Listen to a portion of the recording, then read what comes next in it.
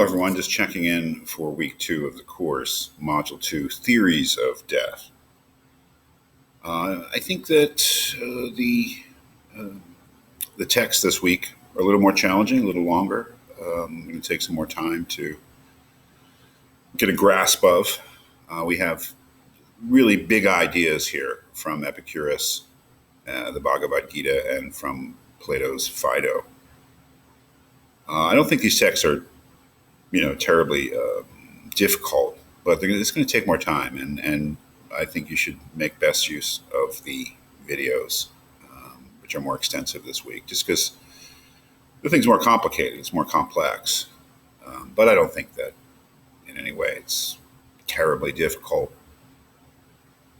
Theories of death, I think I explained that in the videos, but I just want to clarify again what I mean by that. Theories of death is really theories of what happens to us when we die, what death actually is, and what happens to us, what kind of event it is for us. And it's quite obvious that the big opposition here is not between Plato and the Bhagavad Gita, although there are differences, I guess, but between those two and Epicurus. And I think that the different approaches to death, the different theories of death, couldn't be more different than between Plato and Epicurus, who were both ancient Greek philosophers, more or less contemporary. I think Epicurus came along just a little after Plato in the 4th century BC in Greece, but very, very different ideas about what death is and theories of really what happens to us when we die. This is more or less, I think, brought out in the videos, but the big opposition being Plato's idea that death is the separation of soul and body, and Epicurus' idea that death is the privation of all awareness. If we think those things through, they're incompatible notions of what death is. So I think you need to give the readings a good review to be in a position to write your essay this week. And if we look at what the essay assignment actually is, I can get to it. It is quite a bit more focused than last week. Last week was really open-ended. Which of these things you connect with, which of these things reflected your own perceptions about death. This is much more. It's still at a general level, but it's more focused. Explain why Epicurus' view of death is incompatible with that of Plato, and why you favor one or the other. So that's a 2-step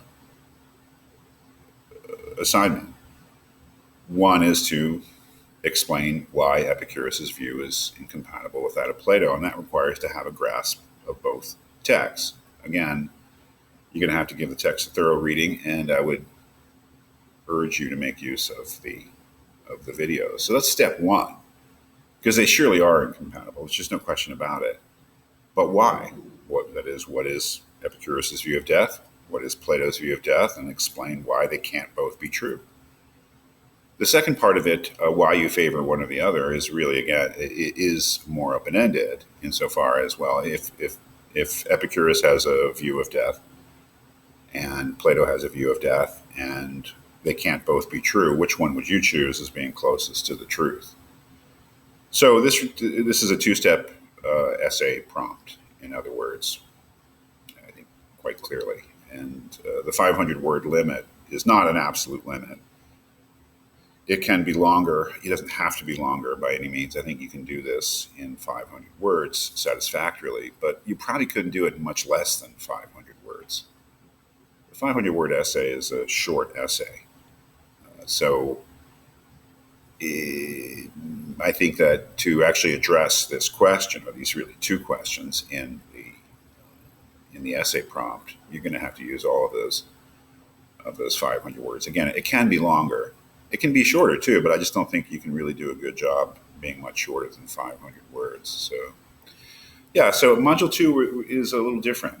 As I said, Module 1 was really preliminary views of death, getting started, getting very broad ideas from Donne and Game of Thrones and Ecclesiastes. Here, we're looking at philosophers who are trying to give philosophical accounts of death, and at least in the case of the Bhagavad Gita and Plato's Phaedo, brief excerpts from longer works.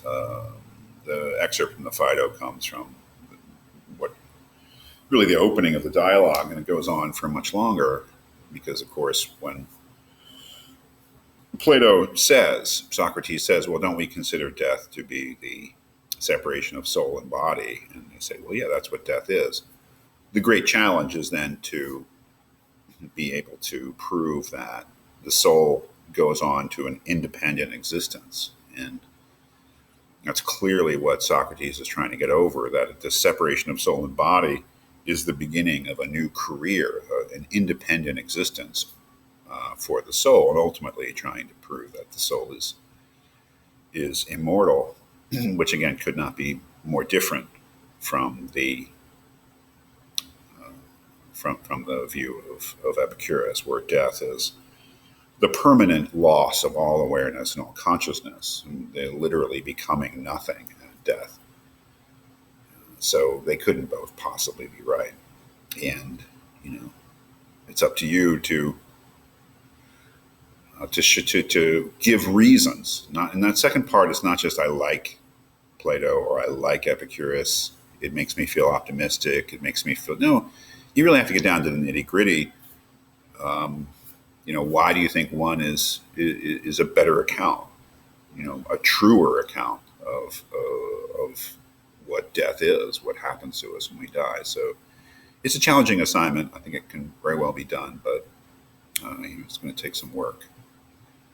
So yeah, module 2, again, not all that difficult, but it gets a little bit more challenging.